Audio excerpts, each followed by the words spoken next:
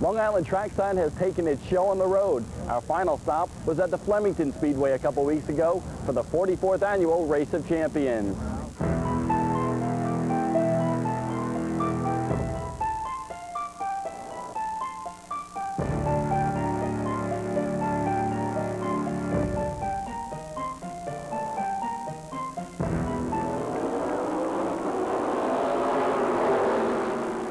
Rick Fuller chased Jan Leedy around during the early stages. Then came ROC Crash Fest 94. First, Jeff Fuller stuffs it in the styrofoam when a tire goes down. Then, Leedy slows for a caution, but Rick Fuller doesn't. Leedy spins, triggering a chain reaction crash, ending the day for Long Islanders Mike Iwanitsko and Wayne Anderson. This looks like just a two-car pileup in turn one, but in the end, 14 cars are involved. With all the fiascos, Tony Siscone moved into the top spot with Long Islander Bob Park fifth. Park's strong run ended in a crash on the front stretch. Even with considerable damage, the 19 did return. Steve Park was the Long Island gang's top gun with a fourth-place finish. During a mid-race caution, the leaders pitted, and 92 ROC winner Lenny Boyd made it out first. Siscone made his way through the field, but out of nowhere came Eddie Flemke. The 11 ducks under Boyd and takes the lead with under 50 laps to go. Siscone follows suit a lap later. But now, the games begin. In traffic, Siscone moves by Flemke on lap 226. The Hummel brothers driver makes one last-ditch effort, going 3 abreast down the backstretch. But lap traffic again plays into the hands of the 14. Siscone grabs his first Race of Champions victory, a fitting end to a fine career. I just can't believe it. What a way to retire, huh? What did he say to you in victory lane? He just couldn't believe it, you know, and I said to him, I said, he was as happy as I was. He knows what it meant to me. The people around me, like Eddie Flemke, know what it meant to me.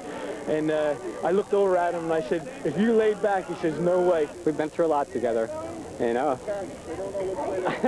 I tell you, I'm going to miss him. If he's really going to hang up the helmet, I'm going to miss him. He's my hero. Today's Modified Report was brought to you by T&F Auto Body of Huntington Station, home of the Flying Dutchman Fred Harback, and your complete auto body specialist for more than 40 years. The Race of Champions, it's been around for decades, and it's seen a lot of changes over the years. Some say for the better, some say for the worse. The event is 44 years old, and it's moved several times.